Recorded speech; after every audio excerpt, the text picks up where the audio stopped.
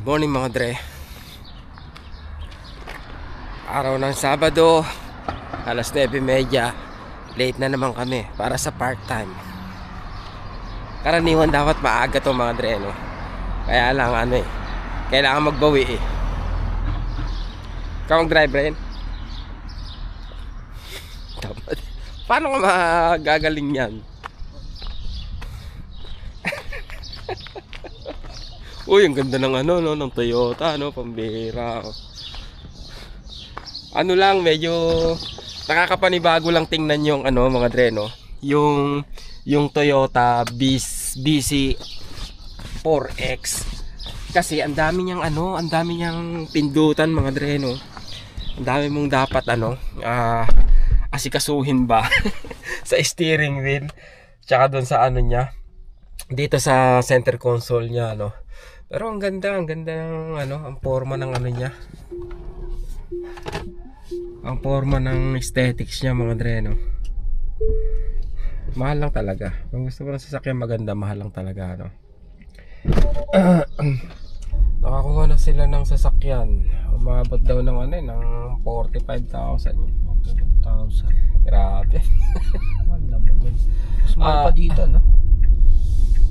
Oo. 300 yata, 300 plus mga dre, no? 312 ganun, 312 ba? Basta nasa ganung range mga dre, no? Hanggang 315 bi-weekly. Kamahalan mga dre, no? Kasama na insurance. No, wala pang insurance. Kotse lang yun. Oo, yung kotse lang yun. Insurance mo dun, hindi ka bababa ng mga 200 sa insurance mga dre, no? So, pag nagsasakyan ka kasama gas, 1,000 mga dre, no? Nakalagpas ka pa.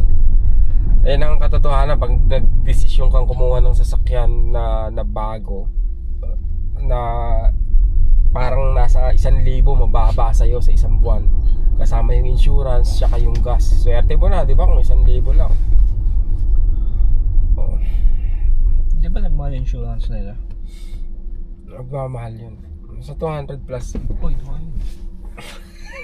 Ala ko stop head ko.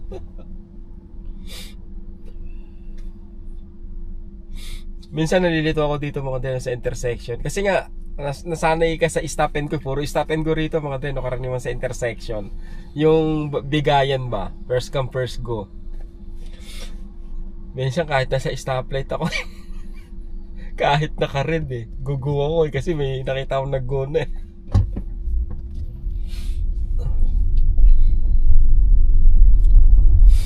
Maganda yung kotse.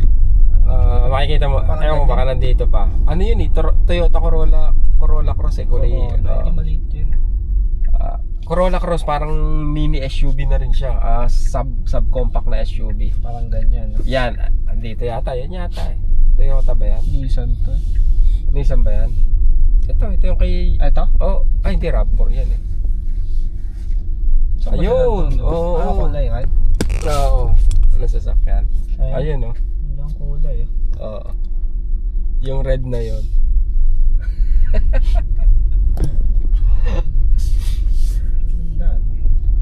Masarap pagkaroon ng bagong sasakyan. Syempre pangarap naman ng halos karamihan sa atin yan di ba? Yun nga lang talagang kasama dun yung gastos na malaki.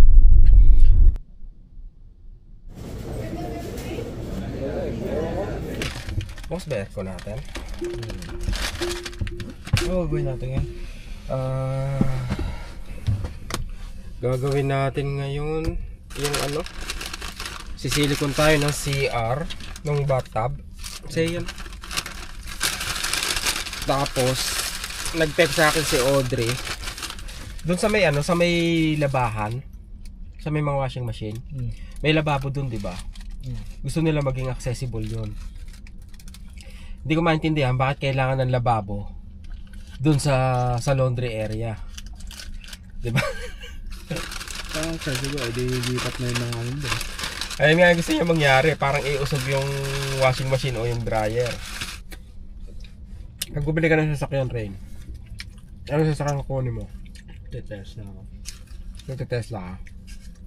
Bakit? London Tesla. Madaling gamitin. Kaysa yung mga normal na kotse. Lalo pag winter, no? Pero pag hindi dito. Siguro, para kahit pa paano makatulong during winter, ang kukunin mo yung may mga long range sila, di ba? Na tinatawag. Yung ganun. Eto, sabi ko nga, parang tamang-tama sa akin yung sasakyan kasi malapit lang yung trabaho, di ba? Ganun-ganun lang eh. Kaya kahit winter, okay lang siguro. Baka magamit yung sasakyan ng mga 2 araw bago ko i-charge. Mahirap abutin.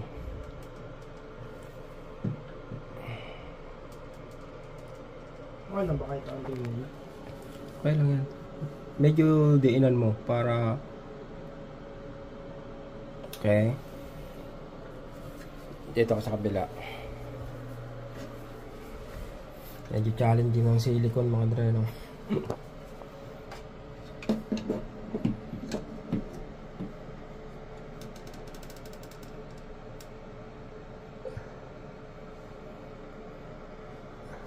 Komento lang ka.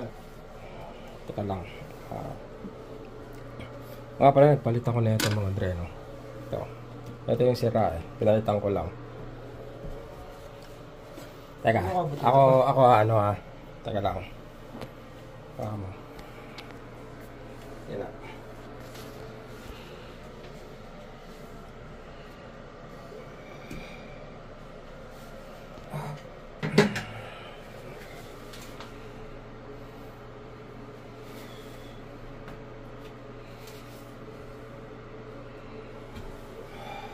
Pag magsilikon kahit onti lang muna, basta maanoan lang.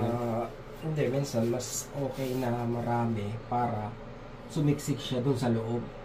Kasi, kaya din yung ano eh, magpapatibay rin sa ano sa wall mo eh. Pati rito sa gilid oh.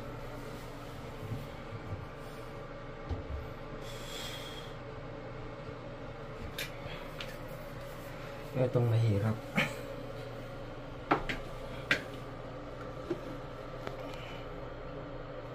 Kaya ano kaya umuuga ito eh.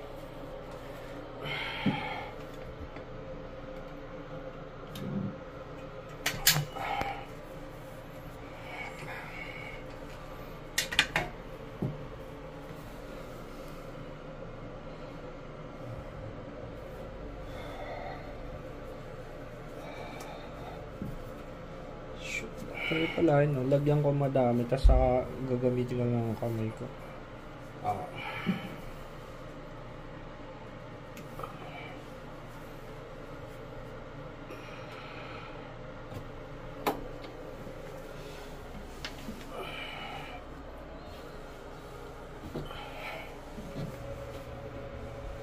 Yung sabihin dati pa ito walang silicone? Oo.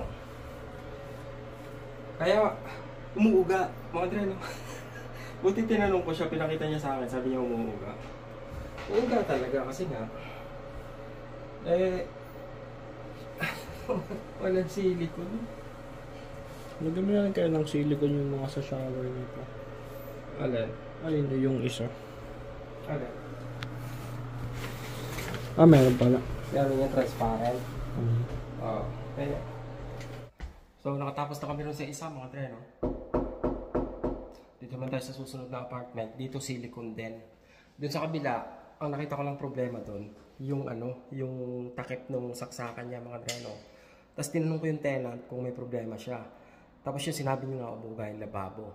Hindi ko napansin yun, mga dreno. So ngayon, dagdag sa checklist ko yun. Pag nag-check ako ng apartment, titingnan ko yung mga ganung bagay, mga dreno. So, yun, sa pagtatanong, mga dreno, mas dadami yung pagbebenta natin ng trabaho. Di ba?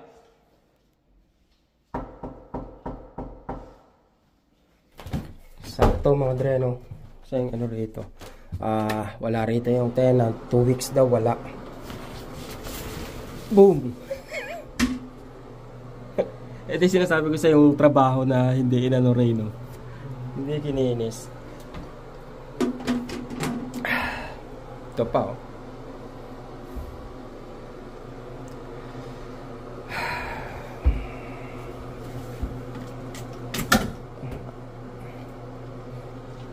Subukan mo nga yung tools natin dyan rin sa silicone niya.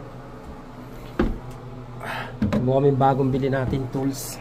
Hindi, huwag mo, doon muna. Sige. Teka muna. Sige. Hindi, patulak rin. Patulak. Pag ganito, eto. Ito.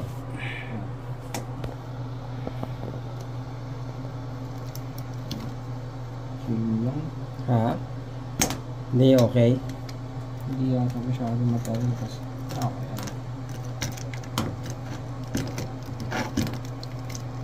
Kailangan ng puwersa.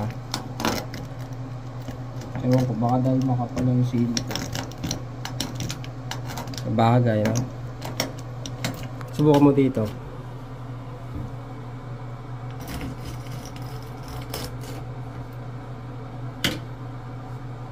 Mas okay, patulak rin. Ganon din. Parang mas maganda kung cutter. Katirin mo na. Sa'yo ba? Sige na, katirin mo na lang. Akala ko mapapadali na ito yung trabaho natin eh. Hindi masyadong matalos. Antay-antay ko pa naman to.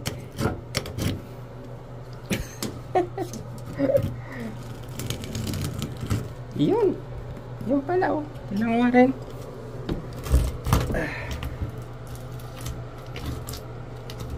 Grabe itong ano rito.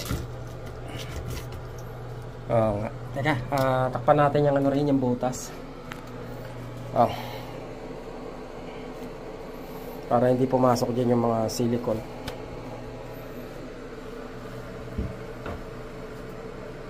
Okay. Ayan lang mga dre, alisin namin yung silicone yan. Tapos magre-reapply kami ng bago. Tapos that's it. Sama na namin to. Grabe yung mold dito, diba?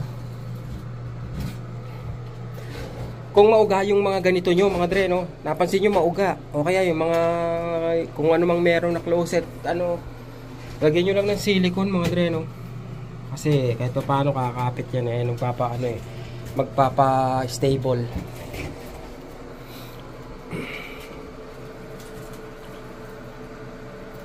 Sa mga dito, may leak din pala rito.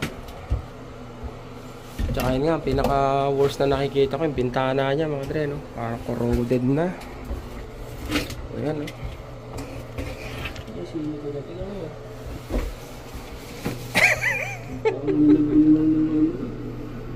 Sira ulo nga yung ewan. Hindi masama pa tayo, bilabas natin yung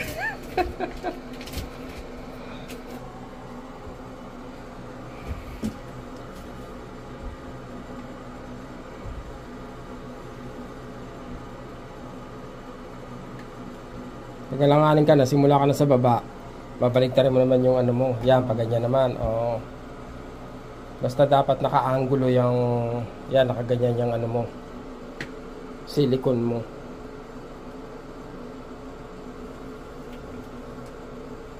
Sira na yata yung silicone gun natin. Okay. Allergic ka dyan. Ako lang, so magagawin sa lang. Hindi, gaganunin mo ito yun. Pwede, kaya lang eh. Hindi, ano yan, magaspang yung ano yan, texture niyan. Ako na, allergic ka dyan eh. Pag marami ka na sa daliri, aalisin mo na. Papahid mo na. Hindi naman masyado, diba? Basta paselyuhan mo yung mga dalawang gilid. Kaya minsan maganda, konti lang nilalagay mo. Mararamdaman mo pag may hindi ka napahid eh, diba? Allergic ka sa silicone rin eh. Silicone niya. Pahid mo na. Kung dumadami na yung... Mararamdaman mo pag marami na sa daliri mo, dapat alisin mo na kasi kakalat eh, masyadong lalapad.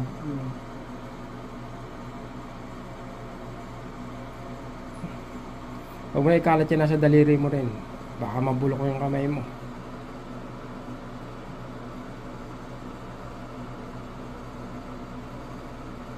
Pagwari mo hanggang pataas, hanggang pumantay siya, kunti-kunti, alisin mo.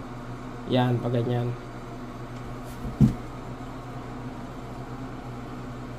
Maano mo rin yung pagpaulit-ulit mong ginawa. Yun.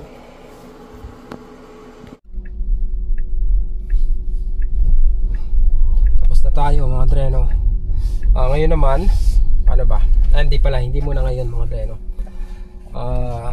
Pinag-uusapan nga namin na rin yung mga apartment na sobrang dumi mga dreno. Grabe, di ba? Pag ganun yung tenant mo, talaga namang ewan kung anong mararamdaman mo bilang may-ari ng bahay, di ba? Kaya nga, yung ibang landlord, mas pinipili nila yung Pilipino kasi nga alam nila na ang Pilipino, mga dreno, maalaga sa mga apartment yan eh. Kahit hindi nila mga sariling bahay, maalaga sila, di ba? Hindi nila re-repairin yung mga sira, pero hindi sila magdadagdag ng sira. Parang ganun mga dreno. Tsaka don't expect na sabihin nyo na ang dami mong ginagawang mga apartment pero yung apartment mo hindi mo magawa. Ba't ko naman gagawin yung apartment ko? Diba? Hindi ko naman responsibilidad yun. Responsibilidad ng landlord yun. Unless na kung babayaran niya yung oras ko sa pag-repair ng apartment niya, ayun, diba? Baka magkasundo kami. Pero hindi ko po responsibilidad na gawin yung sarili kong apartment. Ang maintenance nun, ang landlord po.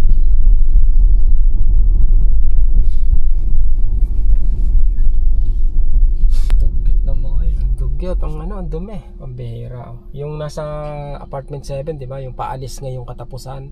Tsaka yung ginawa naming mga dreno, yung silicone. Sobrang dumi, di ba? Grabe. Sabi ko buti hindi siya nagkakasakit. Ang daming mold, oh. Black mold pa yun. Mas delikado. Hindi naman yun yung normal na mold. Oo. Talagang na. Yung mga tissue. Wet tissue. Pag gano'n ang tenant mo, nako po, talaga naman. Nakabakasyon daw yung tenant doon, kaya sabi ko ang dami kong re-referent dito.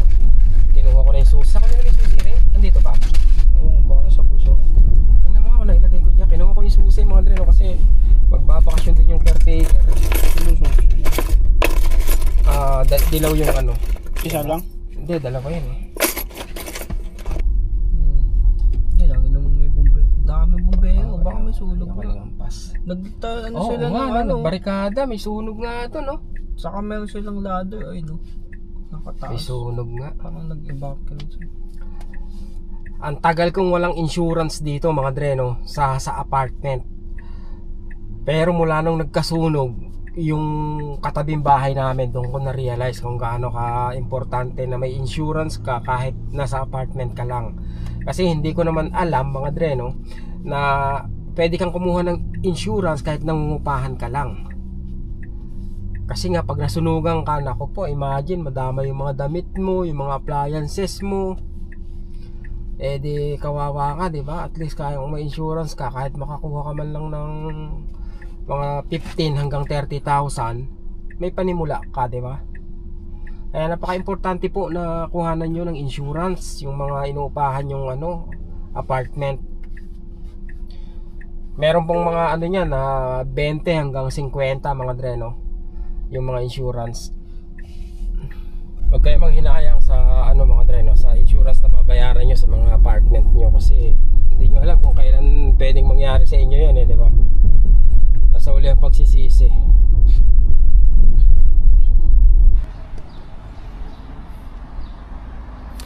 Inaantay ko sila Joy at saka si OT mga dre kasi may pipick upin kaming sofa bed.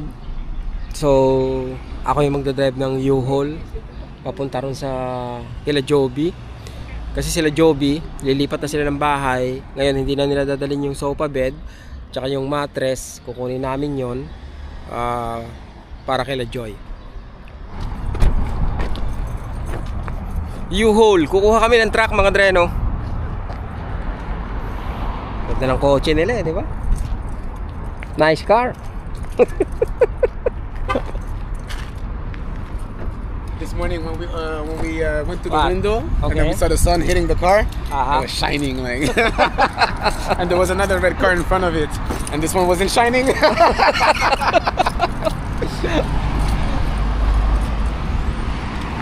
But are you not worried that one morning you will come come out and check the car. You have some scratch. That's why I said put the air tag. He said, do we really have to? We have the tag. I said, still, so I can still track it. We have the tag from the dealership. We have the sensor from the Toyota app that we can check the car. So we don't need all this tracking. You never know.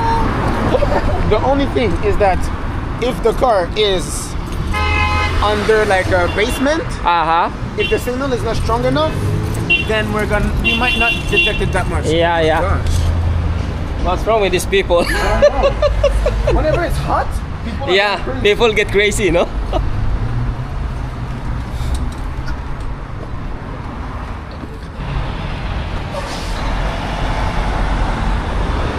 Imagine, nagpabook sila online, tapos pumunta kami rito, medyo malayo to sa amin mga Dre, no?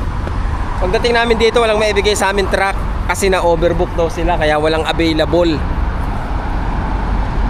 He paid me $50 for the trouble. So it covers a lot of kilometers already. Yeah, that's good. Yeah, so I mean, I'll probably pay just myself instead of paying like $90 or even more. I'll pay maybe just like a $40 to $50. No? Wala kaming nakuha mga Dre na U-Haul, no? Na overbook daw sila. I don't understand how to do that. Exactly, right? So do you know where to go back? To go back home? Yeah. Thank you. Ha? Akala ko parang tubig eh.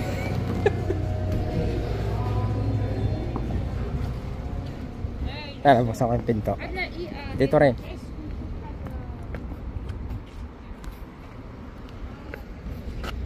Oh.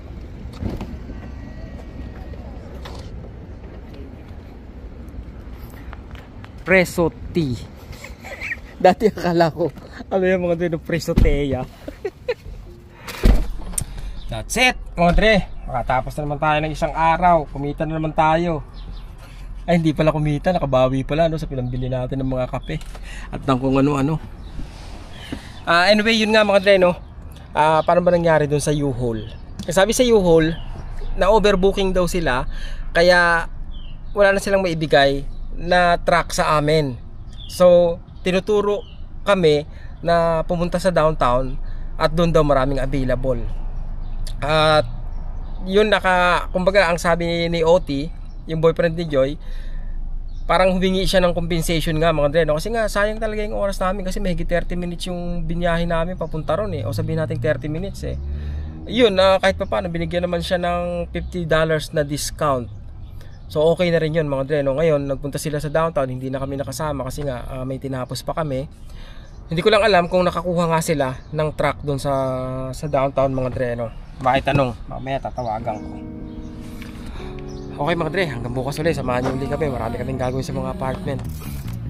Wait, we don't have to start the day yet.